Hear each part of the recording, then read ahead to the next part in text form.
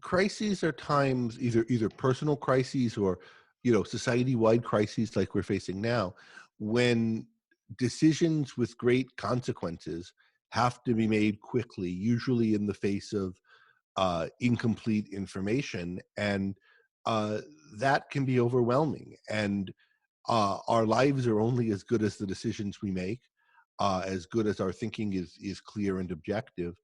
And we can make wrong decisions, do things badly, and can really lead to terrible consequences for ourselves and for others. Or we can think well and clearly, and our lives will go better. So it's in these kinds of times when I think it's hardest to think well and clearly, and when there are the highest stakes for doing so.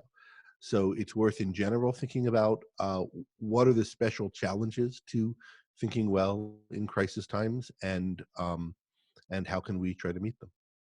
My talk is specifically on this issue of thinking objectively in times of crisis. So I've given a series of talks on objective thinking, or thinking objectively, what objectivity is, how we can achieve it in our thinking in different fields, and so forth. There's a course up on Ayn Rand campus about that. And I'm going to kind of talk about some of the issues that come up in that course, but now as they apply specifically in a time of crisis. And one aspect of it is a time when there's incomplete information, decisions are being made on the basis of complex scientific judgments and conclusions, and we have to either make these decisions or evaluate them on the part of our political leaders making them, when we are lay people who don't understand all the science firsthand. So that's one aspect of what I'll be talking about.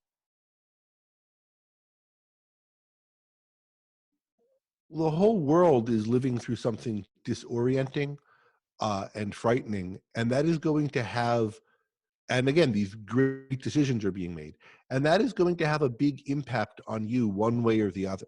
So I think we all have a need to kind of understand what's happening to us, why it's happening, what we can do about it. We're going to need to understand that long range to make sense of these times, and we're going to need to understand it to cope with them as we're going through them. And I'm hoping that this conference will provide some answers to those questions and some guidance for people trying to think about it. Not specific medical or scientific guidance about the details of this, for which you have to turn to epidemiologists and others, but philosophical guidance on how to understand, in the broadest terms, what a crisis time is, what the role of government in one is, and how to think about it.